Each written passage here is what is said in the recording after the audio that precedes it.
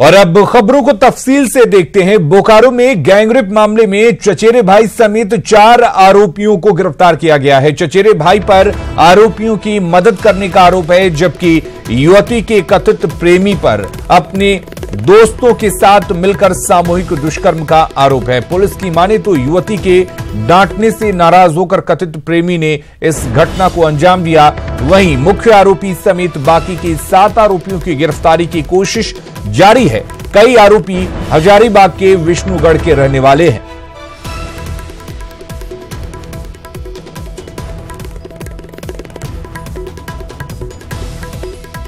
तो मना किया था लड़की ने, उसी के बदलाव लेने के लिए लड़का ने यह घटना का किसी क्रिमिनल एलिमेंट के साथ मिलकर अंजाम दिया। चचेरे भाई इसी के घर दिखाया है लड़की का, और मोबाइल नंबर लड़की का मोबाइल नंबर, क्योंकि वो जो लड़का और चचेरे भाई दोस्त थी, उसी के मोबाइल नंबर भी उपलब्ध।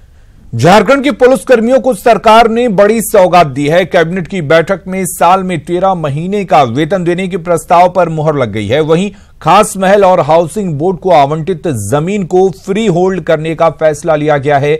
विकास आयुक्त की अध्यक्षता में गठित कमेटी इसका निर्धारण करेगी। वहीं रिम्स के प्रशिक्षु नर्सों को 10,000 रुपए महीने के मानदेय पर 1 साल के लिए कॉन्ट्रैक्ट पर सेवा में रखने का फैसला लिया गया है, जबकि प्राथमिक स्कूलों में सेंट्रलाइज किचन के जरिए बच्चों के लिए एमडीएम परोसने के प्रस्ताव को हरी झंडी दी गई। इसके अलावा नेतरहाट की तर्ज पर रांची, चाईबासा और दुमका में बनने वाले स्कूल के लिए 230 करोड़ की राशि स्वीकृत की गई है।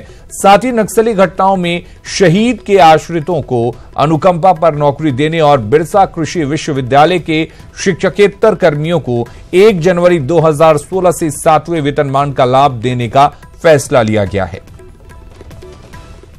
130 प्रशिक्षु परिचारिकाओं को कुल 10,000 प्रति माह के मानदेय पर सेवा देने के संबंध में 130 ट्रेनिंग 1 वर्ष का। नेक्स्ट, ये स्कूली शिक्षा विभाग के अंतर्गत केंद्र प्रायोजित मध्याह्न भोजन योजना के अंतर्गत प्रारंभिक विद्यालयों के कक्षा 1 से कक्षा 8 तक अध्ययनरत बच्चों के लिए केंद्रीयकृत किचन के माध्यम से मध्याह्न भोजन योजना का कार्यान्वयन करने की प्रक्रिया का निर्धारण। बेसिकली ये डिटेल में है। सेंट्रलाइज किचन अभी जैसे ये स्कूल वाइज होता था, अब इसको एक सेंट्रलाइज किचन के तहत किया जाएगा, तो उसी की प्रक्रिया निर्धारित की गई। SC/ST स्टैंड अप योजना के तहत रांची में सीएम रघुवर दास ने 45 युवाओं को मिली LPG टैंकर गाड़ी को हरी झंडी दिखाकर रवाना किया। इस दौरान सीएम रघुवर दास ने SC/ST के लोगों की बदहाली के लिए विपक्ष पर हमला भी बोला।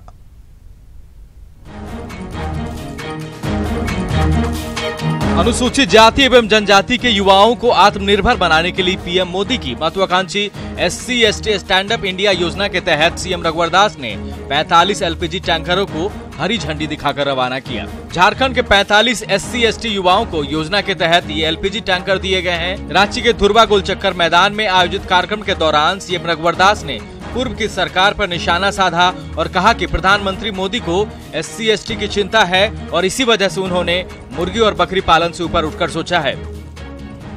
67 साल तक सिर्फ आदिवासियों को ये समझाया गया कि बकरी पालो, मुर्गी पालो, यही अनुदान देता। इस योजना के तहत बेहद कम मार्जिन मनी पर बैंक से लोन दिया जाता है। साथ ही इन LPG टैंकरों का पेट्रोलियम मंत्रालय के साथ अगले 5 साल का कॉन्ट्रैक्ट किया गया है, जिसके तहत हर महीने कम से कम 5500 किलोमीटर टैंकर चलेंगे, जिससे लाभुक युवाओं को लाभ मिल सके। बहुत कम मार्जिन में हम लोग को 1 करोड़ रुपए का लोन प्रोवाइड किया गया है और 5 साल का IOCL या HPCL या BPCL के साथ में कॉन्ट्रैक्ट दिया गया है। इस कार्यक्रम के दौरान दलित इंडियन चैम्बर ऑफ कॉमर्स के ईस्ट जोन प्रेसिडेंट और पद्मश्री मिलिंद कामले भी मौजूद रहे और सरकार की नीतियों की इन्होंने तारीफ की।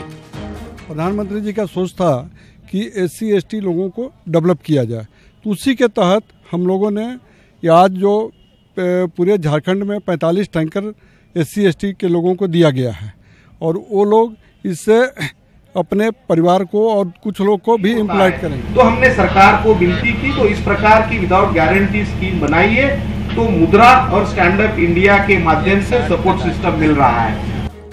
सीएम रघुवर दास ने इस मौके पर राज्य के आदिवासियों दलितों के लिए अलग से उद्योग नीति बनाने की भी घोषणा की है।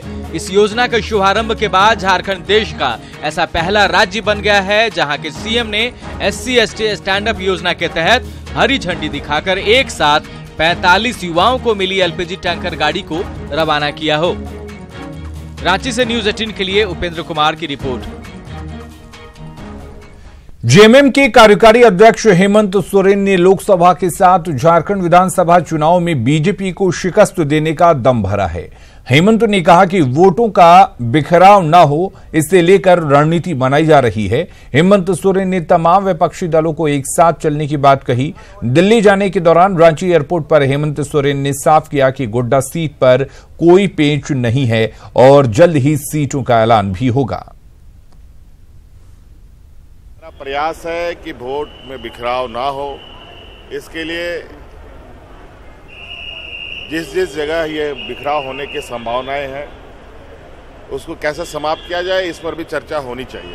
सर, चीजें क्लियर हैं लेकिन गोड्डा कहीं ना कहीं फंस रहा है।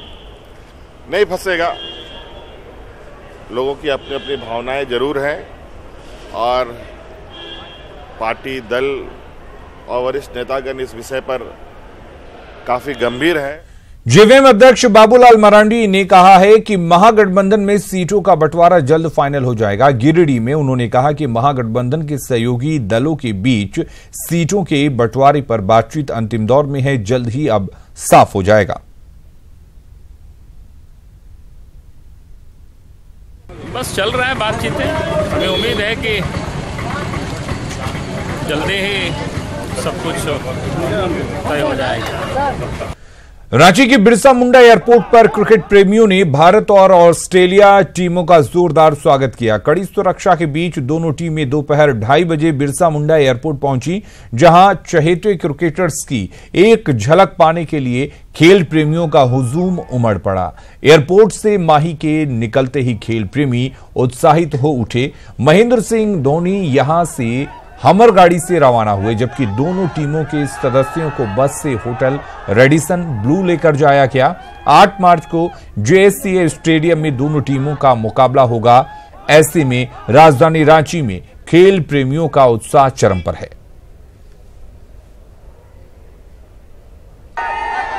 बहुत अच्छा लग रहा था because all of them including the entire Ranchi people here waited for almost half an hour to see them and Dhoni's home ground is Ranchi, so we want the Indian team to win because it's his home town and we are so excited to see the match. हम बैंगलोर से। Match के लिए specially? नहीं, हाँ, yes, we are so excited and we want India to win. India जीतेगी obviously 8 को और माही 100 मार सकते हैं। बैटिंग आया माही का तो 100 मारेंगे और फिनिश करके जाएंगे मैच। इंडिया माहे। सुबह से ही हम यहाँ पे सर आने के लिए कोशिश कर रहे हैं सर। हमारे पास टिकट नहीं होने की वजह से सर हम सोचे यहीं पे आके देख लेंगे सर, इसीलिए सर। तो आज धोनी सर से भी सर हम आज धोनी सर को भी जी छू भी लिए सर। जी सर सर हाँ, वो बोले कि अभी बहुत भीड़ है बाबू, अभी नहीं खिंचा पाएंगे, एकदम सट गया अभी वो समय। स्वच्छता सर्वेक्षण 2019 की सूची जारी की गई है। इसमें देश के कुल 4,237 शहर शामिल थे। इस सर्वेक्षण में झारखंड के जमशेदपुर शहर को 15वां स्थान मिला है, जिसको लेकर राष्ट्रपति ने नगर विकास मंत्री CP सिंह को सम्मानित किया। पूरे देश में जमशेदपुर शहर का 15वां और झारखंड में टॉप आने पर जमशेदपुर अक्षेस विभाग की टीम में काफी खुशी देखी गई। इसके लिए सभी ने मुख्यमंत्री रघुवर दास को धन्यवाद दिया।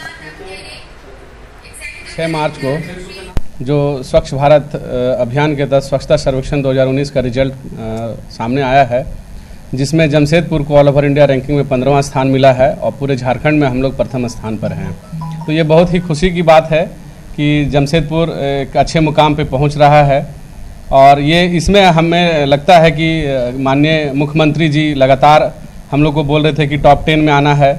तो मैं माननीय मुख्यमंत्री जी को भी बधाई देना चाहता हूं कि उनके इंस्पिरेशन, उनके आशीर्वाद से हम लोग इतना दूर पहुंचे हैं।